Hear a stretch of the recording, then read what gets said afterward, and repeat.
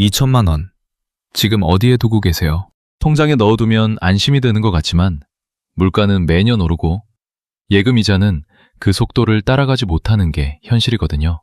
근데 2천만 원을 제대로 된 방식으로 굴리기 시작하면 이야기가 완전히 달라집니다. 오늘은 이 돈을 어떻게 쪼개고 어디에 넣고 언제 더 담아야 하는지 그 전략을 처음부터 끝까지 풀어드리겠습니다.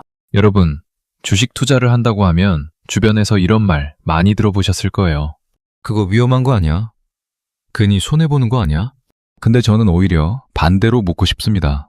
아무것도 안 하는 게 과연 안전한 건지 말이죠. 5년 전에 2천만 원을 그냥 통장에 넣어뒀던 분과 코스피 200 ETF에 꾸준히 넣은 분의 자산 차이는 지금 이 순간 이미 크게 벌어져 있습니다. 투자를 안 하는 것도 하나의 선택이지만 그 선택에도 분명히 대가가 따르는 거죠. 이미 시작됐습니다. 자산의 격차가 벌어지는 시대가요. 손 놓고 있을 때가 아닙니다. 그럼 2천만 원 어떻게 시작해야 할까요? 가장 먼저 절대로 하지 말아야 할 것부터 말씀드리겠습니다. 한 번에 몰아넣는 겁니다. 시장이 어떻게 움직일지 아무도 모르거든요. 오늘 2천만 원을 전부 넣었는데 다음 달에 시장이 20% 빠지면 어떻게 될까요? 멘탈이 버텨주질 않습니다. 그래서 저라면 이렇게 하겠습니다. 3단계 분할 매수입니다. 지금 당장 3분의 1, 그러니까 약 650만 원에서 700만 원 정도를 먼저 넣습니다. 왜냐면 지금 이 순간에도 시장은 움직이고 있고 그냥 기다리다가 영영 못 들어가는 경우가 생기거든요.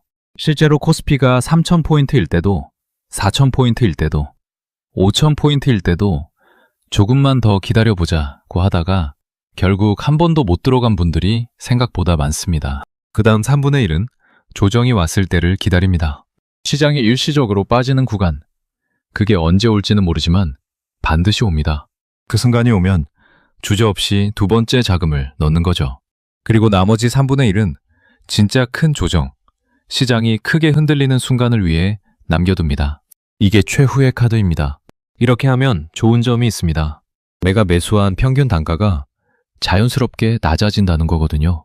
시장이 빠질 때 오히려 더 싸게 살 수 있으니까요. 이걸 평균 단가를 낮춘다고 표현하는데 장기 투자에서 이게 얼마나 중요한지는 나중에 결과로 반드시 증명됩니다. 2천만 원을 한 번에 넣는 것과 3단계로 나눠 넣는 것. 10년 뒤 결과는 완전히 달라질 수 있습니다.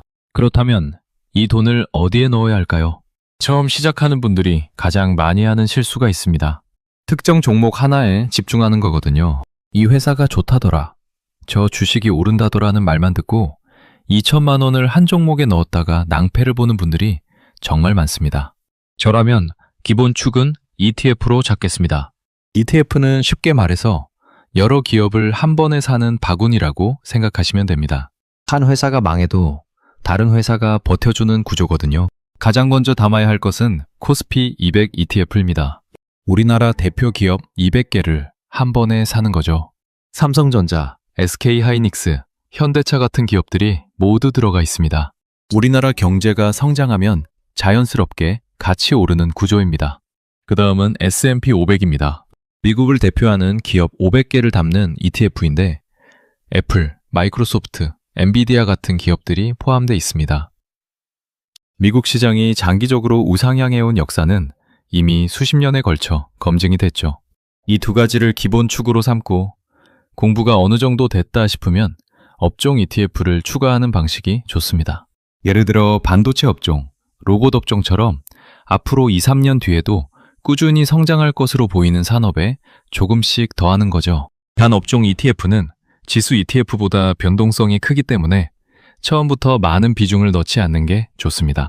2천만 원 중에서 지수 ETF의 70%, 업종 ETF의 30% 정도의 비중이 적절한 출발점이 될 수 있습니다. 투자를 시작하면 반드시 마주치게 되는 순간이 있습니다. 시장이 갑자기 크게 빠지는 날이거든요. 그날 여러분의 계좌가 빨간불로 가득 찰 때 어떻게 하실 건가요? 이 순간을 어떻게 버티느냐가 장기 투자의 승패를 가릅니다. 2022년에 미국 나스닥 지수는 약 33% 하락했습니다. 그 시기에 계절을 본 투자자들 중 상당수가 손절하고 나왔습니다.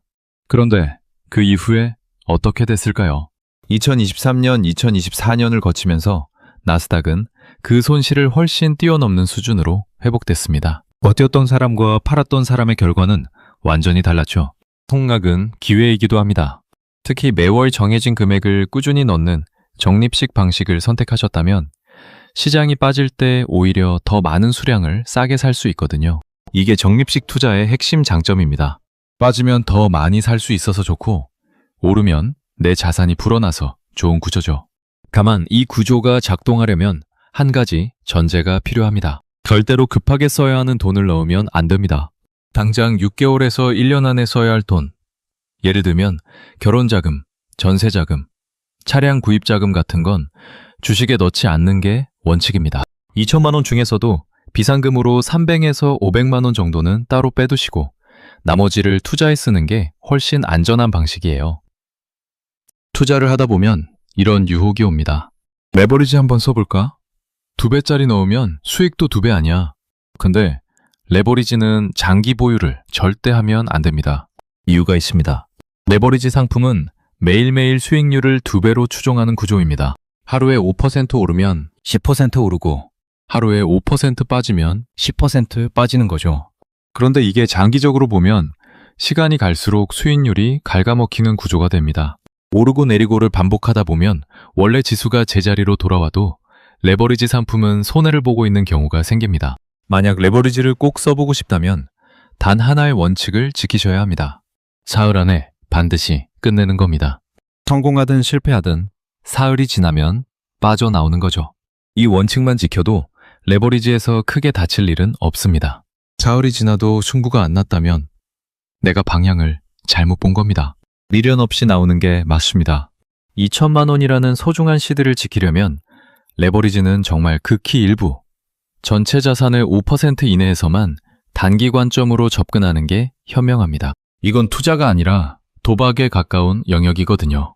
여러분의 2천만 원은 그런 곳에 쓰기에는 너무 소중한 돈입니다. 투자를 하다 보면 반드시 이런 상황이 생깁니다. 결혼, 이사, 큰 지출처럼 목돈이 필요한 순간이 오는 거죠. 그런데 주식 계좌를 보니까 수익이 나 있어요. 팔기는 아깝고 돈은 필요하고 이럴 때 어떻게 해야 할까요? 이때 쓸 수 있는 방법이 있습니다. MMF라는 단기 금융 상품입니다.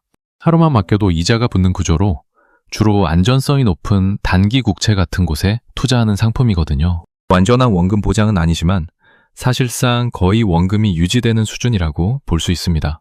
방법은 간단합니다. 석 달에서 6개월 안에 목돈이 필요하다는 걸 미리 알고 있다면 그 금액만큼을 주식에서 미리 빼서 MMF에 넣어두는 거죠. 수시 입출금 통장에 그냥 두는 것보다 이자도 조금 더 받을 수 있고 필요할 때 바로 찾을 수도 있습니다. 반대로 채권 ETF는 단기 목돈 용도로는 추천드리지 않습니다. 금리가 갑자기 올라가면 채권 가격이 떨어지는 구조라서 3개월 안에 팔아야 하는 상황에서 손해를 볼 수 있거든요. 단기 목돈은 MMF, 장기 투자 자금은 ETF. 이 두 가지를 명확히 구분해서 관리하는 게 2천만 원을 지키면서 불리는 핵심 습관입니다. 수익이 나면 쓰고 싶은 게 사람 마음이죠. 계좌에 수익이 생기면 좋은 차도 사고 싶고 여행도 가고 싶고 갖고 싶었던 걸 사고 싶어집니다. 근데 여기서 선택이 갈립니다. 그 돈을 쓰는 사람과 다시 굴리는 사람의 차이가 10년 뒤에 얼마나 벌어지는지 아세요? 자동차를 예로 들어볼게요. 3천만 원짜리 차를 사면 그 순간부터 가치가 떨어집니다. 5년 뒤에 그 차의 가치는 절반 이하로 줄어있을 가능성이 높습니다. 반면 그 돈을 코스피 200 ETF에 넣어두면 5년 뒤에 어떻게 될까요? 물론 보장은 없지만 역사적으로 보면 장기적으로 우상향해온 흐름이 있습니다.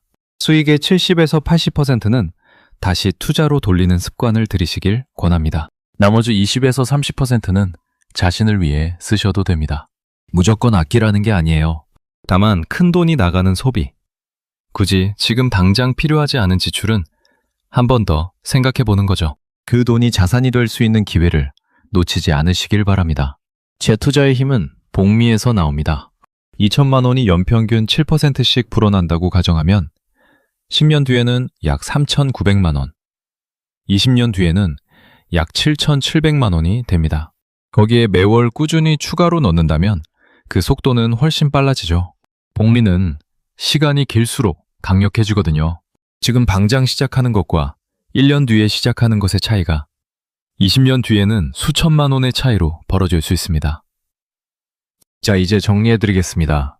오늘 여러분께 드린 이야기를 하나의 흐름으로 연결해 볼게요. 2천만 원은 한 번에 넣지 않습니다. 3단계로 나눠서 분할 매수하는 게 첫 번째 원칙입니다. 시장이 흔들릴 때마다 오히려 기회로 삼는 거죠. 넣는 곳은 처음에는 지수 ETF가 기본입니다. 코스피 200과 S&P 500을 축으로 삼고 공부가 됐을 때 업종 ETF를 더하는 방식이죠. 레버리지는 단기, 사흘 안에 끝내는 원칙을 지킬 때만 접근합니다. 목돈이 필요한 상황에 대비해 비상금과 투자금을 철저히 분리하고 단기 목돈은 MMF를 활용합니다. 수익이 나면 70에서 80%는 다시 재투자하는 습관을 만들어갑니다. 그리고 가장 중요한 것, 시간입니다.